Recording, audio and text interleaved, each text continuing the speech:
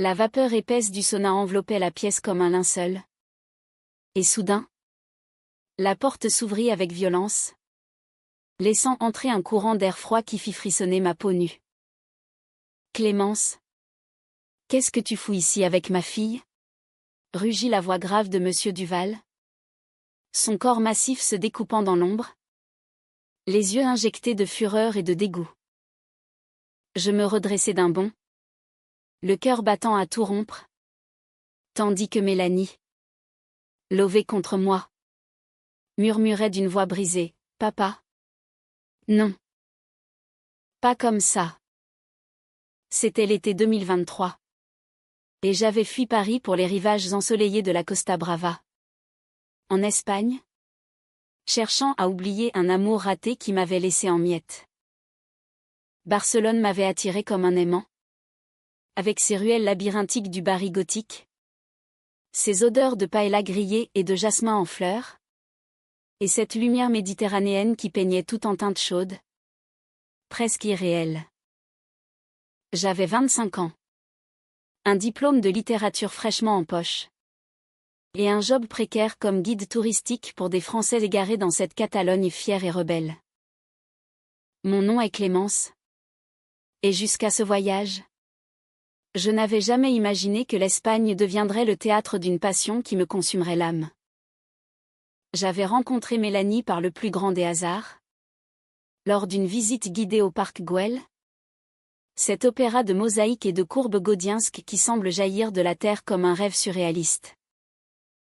Elle était là, adossée à un banc ondulé, un carnet de croquis à la main, esquissant les formes folles des salamandres en Trancadie. 24 ans. Des cheveux châtains ondulés qui cascadaient jusqu'à ses épaules, des yeux verts comme les vignes du Priorat, et un sourire timide qui masquait une intelligence acérée. Fille d'un diplomate français en poste à Madrid, elle passait ses vacances d'été à Barcelone chez une tante excentrique, une artiste qui collectionnait des azulejos anciens et des vinyles de flamenco. Excusez-moi, mademoiselle, mais ces formes, elles ne sont pas juste belles. Elles racontent une histoire de rébellion contre la gravité. Non, lui avais-je lancé, improvisant pour briser la glace avec mon groupe de touristes. Elle avait levé les yeux, surprise. Puis rit un rire clair, comme le tintement d'un verre de cava. Exactement. Gaudí défiait le monde avec ses courbes. Et vous? Vous défiez les clichés touristiques avec ce discours. De fil en aiguille. Après la visite, nous nous étions retrouvés au café de l'Académia, niché dans le quartier gothique, où les murs suintent l'histoire et où les serveurs versent du vermut avec une nonchalance castillane. Nous parlions pendant des heures, de Proust et de ses madeleines trempées dans le temps perdu, de Lorca et de ses gypsies maudits par la guerre civile, de nos enfances parisiennes marquées par des parents absents, les miens divorcés, les siens figés dans un mariage de façade. Mélanie était l'aînée de 2 sœurs, élevée dans le culte de la perfection bourgeoise, avec un père, Antoine Duval, un homme austère, ancien militaire reconverti en négociant en vin, qui voyait en elle l'héritière d'un nom respectable. Il veut que je sois avocate, ou pire, épouse d'un bon parti, confiait-elle en sirotant son estofa, ce ragoût catalan aux saveurs profondes. Mais moi, je veux peindre, Clémence. Peindre jusqu'à ce que le monde saigne des couleurs que je ressens. Nos soirées se succédaient comme les vagues de la Méditerranée, promenades le long de la Rambla, où les mimes et les castellets défiaient l'équilibre précaire de la vie, dîners improvisés à la Boqueria, avec des fruits de mer frais et des discussions sur l'identité, la sienne, tiraillée entre la France et l'Espagne, la mienne, queer et en quête de racines. Je lui avais avoué mon orientation un soir, sous les lumières tamisées d'un bar à absinthe dans l'El Raval. Ce quartier bohème où les ombres des putes et des poètes se mêlent. Les femmes. Clémence? Vraiment? Avait-elle demandé. Non pas avec jugement, mais avec une curiosité brûlante. Oui. Depuis toujours. Elles ont cette douceur féroce qui me happe. Elle avait rougi. Détourné le regard vers son verre. Mais ses doigts avaient effleuré les miens sous la table. Un contact électrique. Fugace. Qui avait allumé en moi une étincelle. Bientôt. Nos échanges devinrent plus intimes. Nous louions des vélos pour filer vers les criques cachées de la Costa Brava. Ces anses turquoises bordées de pins parasols. Où l'eau salée lavait nos peurs. Là. Allongés sur des serviettes rayées. Nous parlions de désirs inavoués. Mélanie confessa son premier baiser avec une fille. Une camarade de lycée à Madrid. Volée dans les jardins du Retiro sous un ciel d'orage. C'était comme respirer pour la première fois. Murmura-t-elle. Sa voix se brisant sur les vagues. Je lui racontai mes amours passés, une prof de philo à la Sorbonne. Une barista au Dreadlock à Lisbonne. Mais aucune n'a compté comme toi. Là. Maintenant. Osais-je un jour? Le cœur en suspens. Ce fut lors d'une nuit de San Juan? La Saint-Jean catalane? Que tout bascula. Les feux de joie illuminaient les plages de Barcelone. Et l'air vibrait de tambours et de champagnat. Nous avions bu du ratafia. Ce liqueur douce amère. Et dansé pieds nus sur le sable. Nos corps se frôlant dans la foule en liesse. Puis, isolés près d'une dune, sous un ciel étoilé comme un tableau de Van Gogh, nos lèvres se trouvèrent. Son baiser était timide d'abord, puis vorace. Un mélange de sel marin et de désespoir contenu. Ses mains glissèrent sous mon t-shirt, traçant des arabesques sur ma peau, et je sentis son cœur cogner contre le mien. Clémence. J'ai peur. Mais je t'aime. Souffla-t-elle contre ma bouche. Nous fîmes l'amour là. Sous les flammes lointaines. Nos corps entrelacés dans une danse primitive. Libérés des chaînes sociales. C'était romantique. Charnel. Imprégné de cette passion latine qui fait de l'amour une révolution. Les jours suivants furent un tourbillon de tendresse. Nous visitions le monastère de Montserrat. Perché sur ses pics escarpés comme un nid d'aigle. Et là, dans la basilique aux orgues grondants, nous échangeâmes des vœux murmurés. Des promesses d'éternité face à la Vierge noire. À Cadaqués, village de Dali avec ses maisons blanchies à la chaux, nous marchions main dans la main le long des falaises, ignorant les regards curieux des pêcheurs. Mélanie peignait des nus de moi. Sa brosse caressant la toile comme ses doigts caressaient ma peau la nuit. Dans la petite pension surplombant la baie. Tu es ma muse catalane? Disait-elle. Et je riais. L'embrassant jusqu'à l'aube. Mais l'ombre planait. Son père, Antoine, avait insisté pour qu'elle le rejoigne à Madrid pour un week-end familial. Il soupçonne quelque chose. Avoua-t-elle un soir? Blotti contre moi. Il a vu des photos sur Instagram. Moi avec une amie trop proche. Je la serrai plus fort. Chassant l'angoisse avec des mots d'amour. Mais au fond de moi, je sentais le vent tourner. Antoine Duval était un homme de fer. Forgé dans les tranchées de l'ambition, veuf depuis 10 ans. Il élevait ses filles avec une rigueur militaire, voyant en elle la prolongation de son honneur. Il ne comprendra jamais. Clémence. Pour lui, l'amour doit être hétéro, procréateur, conventionnel. Le week-end passa, et Mélanie revint changée, des cernes sous les yeux. Un silence pesant. Il m'a interrogé. Fouillé mon téléphone. J'ai nié. Mais il sait. Il m'a dit que si je persiste dans cette déviance, il me coupe les vivres. Nous pleurâmes ensemble cette nuit-là. Nos corps enlacés dans un lit trop étroit. Et je jure que son amour pour moi grandit dans l'adversité. Comme une vigne qui s'accroche au rocher. Pourtant, la romance persistait. Plus ardente. Nous fûmes à Sitges. La ville arc-en-ciel de la côte.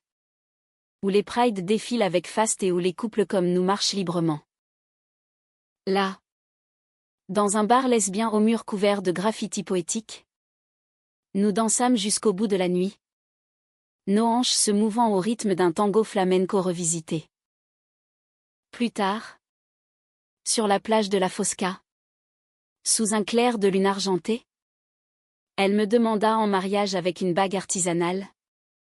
Un anneau d'argent gravé d'un vers de Sappho, l'amour secoue mon cœur comme le vent sur les montagnes. Je dis oui. Les larmes coulant. Et nous scellâmes notre pacte avec une passion qui effaça le monde. Mais le destin, ce farceur cruel, avait d'autres plans. Antoine, entendant des rumeurs par la tante de Mélanie, décida d'intervenir. Il atterrit à Barcelone sans prévenir, prétextant une surprise familiale. Il nous invita ou plutôt, nous sommes à passer un après-midi dans une villa privée qu'il avait louée près de l'Oret de Mar, avec spa et sauna inclus. Pour recoller les morceaux, avait-il dit au téléphone, sa voix mielleuse masquant la lame. Mélanie, piégée par le sang, accepta, je la suivis. Le ventre noué. La villa était un joyau mauresque, avec patios ombragés et piscine turquoise. Mais l'air y était lourd de tension. Antoine, un colosse de 55 ans aux tempes grisonnantes et au regard d'acier, nous accueillit avec une cordialité factice. Sa seconde épouse, une Espagnole discrète nommée Isabelle, tentait de détendre l'atmosphère avec des tapas et du rioja. Nous parlâmes de tout et de rien, du bullerin de Pamplune, des vendanges en rioja. Mais ses yeux à lui ne quittaient pas nos mains, qui se frôlaient innocemment. Puis vint le moment fatidique, le sauna. Allons nous détendre, mesdemoiselles, proposa Théil. Et Mélanie, sentant le piège, hésita. Mais il insista. Et nous entrâmes. Enveloppés de serviettes. La vapeur nous avalant comme un brouillard théâtral. L'air était étouffant. Chargé d'eucalyptus. Et nous nous assîmes sur les bancs en cèdre. Nus sous le linge épais. Antoine s'installa en face. Son corps massif luisant de sueur. Et le silence s'étira comme une corde prête à rompre. C'est alors que la porte claqua. Et ces mots explosèrent comme une grenade. La fureur d'Antoine emplit le sauna comme une tempête sirocco, balayant la vapeur en tourbillons chaotiques. Tu es ma fille, Mélanie, ma chair et mon sang. Et toi, Clémence, tu oses corrompre ce que j'ai élevé avec tant de sacrifices? Ses veines saillaient sur son cou, ses poings serrés comme des enclumes. Mélanie se recroquevilla contre moi. Ses yeux verts agrandis par la terreur. Et je sentis son tremblement se propager à ma propre peau. Moite de sueur et de peur. Monsieur Duval. S'il vous plaît. Calmez-vous. Balbutiai-je, tentant de me lever. Mais il abattit sa main sur le banc. Le bois craquant sous l'impact. Calme? Tu parles de calme après avoir vu ces photos? Toi. Une vagabonde sans le sou? Qui séduit ma fille dans ce pays de païens?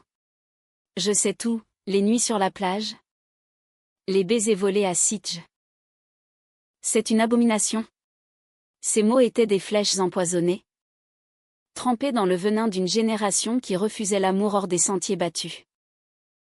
Mélanie sanglota, papa. C'est de l'amour? Pas une abomination. Clémence m'a sauvé de ta prison dorée. Le choc me paralysa. Comment avait-il su pour les photos? Isabelle. Peut-être. Ou un espionnage plus sournois. Antoine se leva.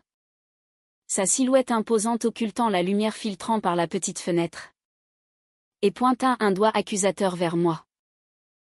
Sors d'ici. Clémence. Et ne reviens jamais. Sinon. Je te ruinerai, un appel à tes employeurs. Et tu seras blacklisté de tous les jobs touristiques d'Espagne. La menace planait? Réelle. Car cet homme avait des connexions politiques. Un réseau tissé sur des décennies de poignées de main fermes. Mélanie hurla, non. Papa. Si elle part. Je pars avec elle. Un instant. Le temps suspendit son vol, Antoine vacilla.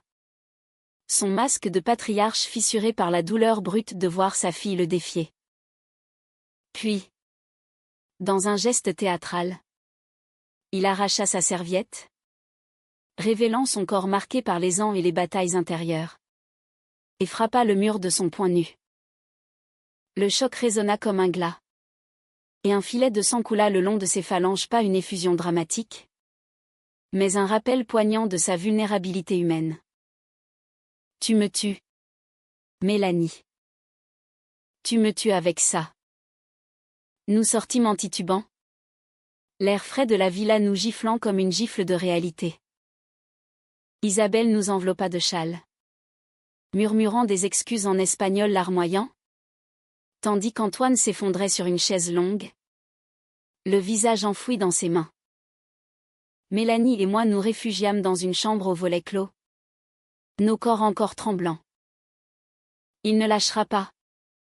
Clémence, murmura-t-elle, ses lèvres contre mon épaule. Mais je ne te lâcherai pas. Toi. Jamais. Nous nous aimâmes cette nuit-là avec une urgence désespérée. Nos caresses un rempart contre la tempête. Mais au matin, un message d'Antoine arriva, reviens à Madrid. Ou perds tout.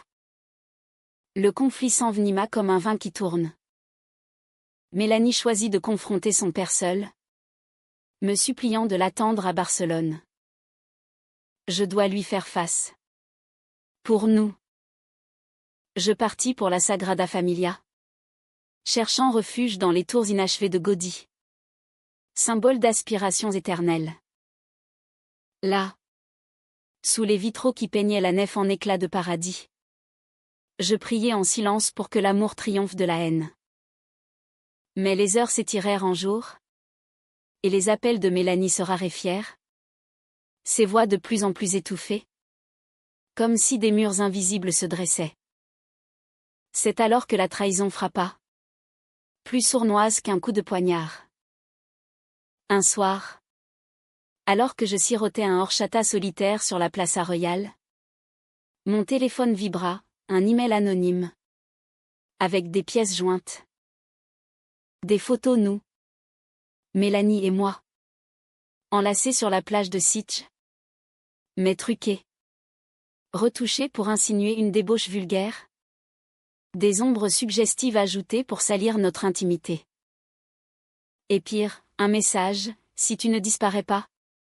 Ces images iront à sa famille, ses amis, son université. Antoine Duval te salue. Le cœur au bord des lèvres. Je compris, il avait engagé un privé. Ou pire. Utiliser ses contacts pour nous piéger. La trahison n'était pas seulement paternelle, elle était calculée. Impitoyable. Un chantage qui visait à briser non pas Mélanie, mais moi. L'intruse. Je hurlais dans la nuit catalane. Les fontaines de la plaza semblant se moquer de ma détresse. Comment un père pouvait-il ainsi profaner l'amour de sa fille? Je pensais à fuir. À rentrer à Paris la queue entre les jambes. Mais l'image de Mélanie, si fragile et si forte à la fois, me retint. J'appelais ma propre mère. Cette fleuriste parisienne aux mains calleuses et au cœur ouvert, qui m'avait toujours soutenue dans mes amours saphiques. Ma chérie. L'amour vrai ne se négocie pas avec les tyrans. Batte-toi. Pour elle.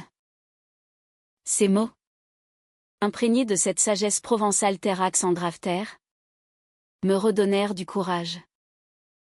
Le lendemain, je pris un train pour Madrid, la capitale au boulevard large et aux palais austères, où l'Espagne se pare de son orgueil castillan.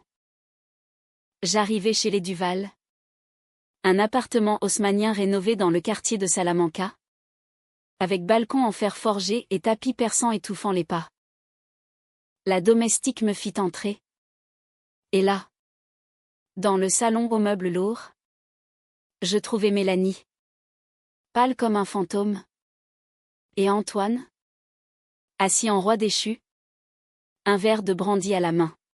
« Qu'est-ce que tu fais ici » siffla-t-il. Mais je l'ignorais, me tournant vers elle. Mélanie. Ses photos. C'est lui. Il nous menace. Ses yeux s'écarquillèrent, et elle se tourna vers son père. La voix chevrotante, « Papa ? C'est vrai ?» Il ricana. Un son amer, tout pour te sauver de cette folie. Tu es une Duval ? Pas une rebelle de bas étage. Le silence qui suivit fut un abîme. Mélanie se leva, tremblante. Et pour la première fois, je vis en elle la femme qu'elle devenait, une artiste, une amante, une guerrière. Tu m'as trahi. Papa. Pas pour me protéger, mais pour te protéger toi. Ton image. Clémence est mon salut, pas ma chute. Elle prit ma main. Et ensemble, nous sortîmes, laissant Antoine seul avec ses fantômes. Les jours suivants furent un exil volontaire. Nous louâmes un petit appartement à Tolède, la ville des trois cultures, avec ses synagogues mudéjares et ses vues sur le Tage doré au soleil couchant. Là, loin de Madrid, notre amour se reconstruisit, brique par brique. Mélanie peignait furieusement. Des toiles où nos corps fusionnaient en explosions de bleu et de rouge. Symbole de la passion ibérique. Nous cuisinions des gazpachos frais. Dansions des sardanes dans les rues pavées. Et la nuit. Nos étreintes étaient des poèmes vivants, murmurés en français et en catalan. Mais le passé n'était pas mort. Antoine, rongé par la culpabilité, tenta une réconciliation maladroite, des lettres manuscrites, des invitations à dîner. J'ai eu tort, ma fille. L'amour, même différent, mérite le respect. Mélanie hésita. Partagée entre le pardon et la blessure ? Mais je l'encourageai, le pardon n'efface pas la mémoire, mais il libère l'âme. Pourtant, la réconciliation n'était qu'un prélude à un nouveau tourment. Nous avions décidé de rentrer à Paris, de recommencer à zéro dans la ville lumière, où l'amour libre fleurit comme les marronniers du boulevard Saint-Germain. Mélanie s'inscrivit à l'école des beaux-arts. Et moi, je trouvai un poste de rédactrice pour une revue queer, écrivant sur les amours marginales inspirées par notre Odyssée espagnole. Nos journées étaient un ballet de café au lait et de promenades le long de la Seine, où les ponts en arche nous rappelaient les courbes de Gaudí. Le soir, dans notre studio du Marais, aux murs tapissés de ses toiles, nous nous aimions avec une tendresse mature, nos corps connaissant les secrets l'un de l'autre comme un vieux vin qui s'affine. Mais Antoine, ce spectre tenace, refit surface lors d'une visite surprise à Paris. Il débarqua un automne pluvieux, les épaules voûtées sous un imperméable trempé, et demanda une entrevue seule avec Mélanie. « Laisse-moi lui parler » Clémence. Pour clore le chapitre. Contre mon instinct, je cédai. Et elle partit pour un café près de l'opéra, me laissant avec un nœud au ventre. Les heures passèrent, et quand elle revint, son visage était un masque de pierre. Il s'excuse. Vraiment. Il a vu un thérapeute, lu des livres sur l'acceptation. Mais il propose de nous aider financièrement, à condition que nous soyons discrètes. Pas de photos publiques. Pas de fierté affichée. La trahison revint en force. Plus subtile, non plus violence. Mais manipulation. Un paternalisme déguisé en amour. C'est du chantage doux. Mélanie. Il te rachète avec de l'argent. Elle pleura. Déchirée, mais c'est mon père. Clémence. Le seul lien qui me reste de maman. Le conflit intérieur de Mélanie devint notre croix. Elle oscillait entre nous. Passant des nuits à peindre frénétiquement. Des toiles sombres où des figures féminines s'étreignaient dans des tempêtes.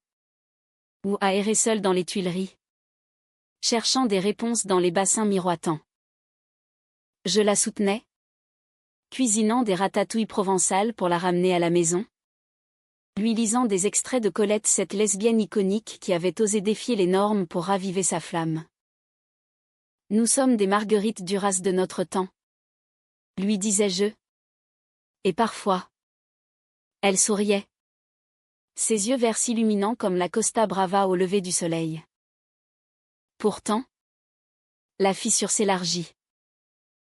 Un soir d'hiver. Lors d'une exposition de ses œuvres au Centre Pompidou. Où ses toiles sur notre amour espagnol firent sensation, critiques élogieuses dans le monde. Applaudissements des galeristes. Antoine apparut. Vêtu d'un costume impeccable. Il traversa la foule comme un vaisseau de guerre. S'arrêtant devant une peinture de nous deux sur la plage de San Juan. C'est magnifique. Ma fille. Murmura-t-il. La voix rauque d'émotion. Mais ses yeux glissèrent vers moi. Et dans ce regard, je lus non plus haine, mais une jalousie amère, celle d'un homme qui avait perdu sa petite fille à un amour qu'il ne comprenait pas. La nuit culmina en drame. Après l'exposition, nous fêtâmes dans un cabaret lesbien du quartier latin. Un lieu enfumé où des performeuses en talons aiguilles chantaient des chansons de Piaf revisitées en mode queer. L'alcool coula. Le rire libéra les tensions. Et Mélanie, ivre de succès et de cava, m'entraîna sur la piste pour un slow langoureux. C'est alors que Antoine surgit. Titubant légèrement, avait-il suivi? Et tenta de l'arracher à mes bras. Assez de cette mascarade. Viens avec moi. Maintenant. La scène tourna au chaos, invités outrés. Verres renversés. Et Mélanie, au bord de l'hystérie, gifla son père pour la première fois de sa vie. Le claquement résonna comme un verdict. Je l'emmenai dehors, dans la pluie fine de Paris, et nous courûmes jusqu'à la Seine, nos manteaux trempés collant à nos peaux. Là, sur le pont des Arts, cadenas d'amoureux scintillant sous les réverbères, elle s'effondra en sanglots. Je le hais. Clémence. Mais je l'aime encore. Comment pardonner ça? Je la serrai contre moi. Nos cœurs battant à l'unisson contre le tumulte de l'eau en contrebas. L'amour n'est pas parfait. C'est un feu qui brûle. Qui cicatrise. Nous cicatriserons ensemble. Le lendemain, Mélanie prit une décision radicale, elle coupa les ponts avec son père, bloquant numéros et emails. Et nous partîmes pour un voyage expiatoire en Provence. Ma terre natale. Les champs de lavande en fleurs. Les villages perchés comme Gordes. L'air embaumé de thym, tout conspirait à guérir nos âmes blessées. Nous louâmes une masse isolée près d'Aix-en-Provence, avec un atelier pour elle et un jardin pour mes rêveries littéraires. Là, sous un ciel azur immuable, notre amour s'approfondit, devenant une tapisserie tissée de souvenirs espagnols et de promesses françaises. Mélanie peignit une série nouvelle, Amours exilés. D'étoiles où des femmes s'enlacent au milieu de paysages hybrides, la Sagrada Familia fondant dans les vignes de Bordeaux, la Seine coulant vers la Méditerranée. Une galerie de Marseille les exposa, et le succès fut fulgurant, article dans Libération. Invitation à des festivals queer à Berlin et New York. Moi, je publiai un récit semi-autobiographique. Sonna des âmes perdues.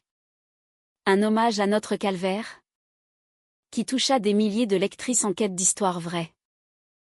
Antoine, isolé dans son Madrid orgueilleux, tenta une dernière approche, une lettre manuscrite, arrivée comme un pigeon voyageur dans notre masse. Ma chère Mélanie, j'ai compris trop tard. Ton bonheur est ma plus grande œuvre. Pardonne à un vieil homme qui a peur de l'inconnu. Et Clémence. Merci de l'avoir rendue si vivante. Les mots étaient humbles, craquelés par les ans. Et Mélanie, les lisant à voix haute sous le soleil couchant, versa des larmes cathartiques. Il essaie. Clémence. Peut-être qu'un jour, le pardon ne vint pas d'un coup, comme dans les contes de fées, mais par gouttes, comme la pluie provençale qui fertilise la terre aride. Nous invitâmes Antoine à Marseille pour l'inauguration de l'exposition Amours exilés. Il arriva en train, vieilli, les épaules moins droites, accompagné d'Isabelle qui serrait un bouquet de mimosas comme un talisman. La galerie bruissait de monde, artistes barbus, militantes aux cheveux teints, couples enlacés sous les néons. Antoine erra d'abord seul, s'arrêtant devant chaque toile, son visage se plissant comme un parchemin ancien. Puis il nous trouva, Mélanie et moi, près de l'œuvre centrale, une immense fresque de nos corps entrelacés sur la plage de la Costa Brava, baignée de lumière crépusculaire. C'est vous, murmura-t-il, la voix éraillée. Mélanie hocha la tête, tendue comme une corde d'arc. Oui. Papa. C'est nous. Notre vérité. Il tendit une main tremblante, toucha le cadre du tableau, et pour la première fois, je vis des larmes dans ses yeux, pas de rage, mais de regret pur, humain. J'ai été un monstre, avoua-t-il enfin, après un silence qui dura une éternité. Pas par haine, mais par terreur. Ta mère. Elle m'a quitté parce que je ne savais pas aimer au-delà des apparences. Je ne voulais pas te perdre comme je l'ai perdu. Isabelle posa une main sur son épaule, un geste discret de soutien. Et Mélanie, émue, s'avança. Leur étreinte fut maladroite, paternelle et filiale. Un pont jeté sur l'abîme. Je te pardonne, papa. Mais promets-moi, accepte-nous. Sans condition. Il promit. Et ce fut le début d'une guérison collective. Antoine commença à nous visiter. D'abord timidement, un dîner à Paris où il osa poser des questions sur nos projets. Un week-end à Madrid où il nous emmena au Prado, admirant les nus féminins de Velázquez avec un regard neuf. Il lut mes écrits. Acheta même un exemplaire dédicacé de « Sonna des âmes perdues ».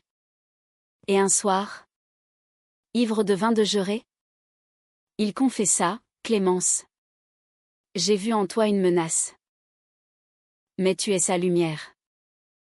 Merci. » Notre amour, baptisé dans les feux de l'Espagne, fleurit en France avec une maturité nouvelle.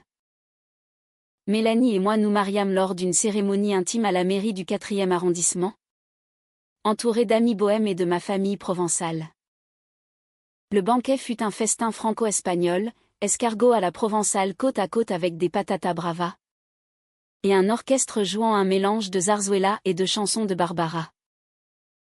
Antoine était là, au premier rang, les yeux humides, et quand nous échangeâmes nos vœux, dans les saunas de la vie. Nous nous choisirons toujours. Il applaudit le plus fort. Les années passèrent comme les saisons catalanes, ardentes, variées, riches en surprises. Mélanie devint une artiste reconnue, exposant à Venise et à Tokyo, ses toiles célébrant l'amour lesbien comme un humanisme universel. Moi, je publiai un roman inspiré de notre histoire, un best-seller qui inspira des documentaires sur la péninsule ibérique queer. Nous adoptâmes une petite fille, une orpheline d'Andalousie aux yeux noirs comme la nuit de Grenade, que nous nommâmes Sophia Sagesse en espagnol. Antoine, apaisé, se rapprocha, il nous rendait visite avec des caisses de vin du priorat. Racontait des anecdotes de sa jeunesse rebelle à Barcelone dans les années 70, quand Franco étouffait les libertés. Il devint même un allié discret, finançant des bourses pour jeunes artistes LGBTQ+ en Espagne. Sa mort, paisible, vint 10 ans plus tard, d'une crise cardiaque lors d'une vendange. Sur son lit d'hôpital à Madrid, il serra nos mains, vous avez été ma plus belle vendange. Les filles. Vivez. Aimez. Sans regret. Aujourd'hui. En 2025. Alors que Sophia court dans notre jardin provençal, cueillant des lavandes pour en faire des sachets, Mélanie et moi nous asseyons sur la terrasse, un verre de rosé à la main, regardant le soleil se coucher sur les collines. La Costa Brava n'est plus un souvenir douloureux, mais un talisman, nous y retournons chaque été, main dans la main, pour marcher sur les plages où notre amour naquit. Le sauna de Lloret de Mar ? Nous en rions maintenant. Un épisode burlesque dans notre épopée. L'amour, ce feu méditerranéen, nous a forgés. Il nous a brûlés, trahis, relevés. Et dans cette humanité partagée imparfaite, passionnée, française dans l'âme et espagnole dans le cœur, nous avons trouvé non pas une fin heureuse, mais une vie entière, tissée de couleurs vives et de baisers volés au destin.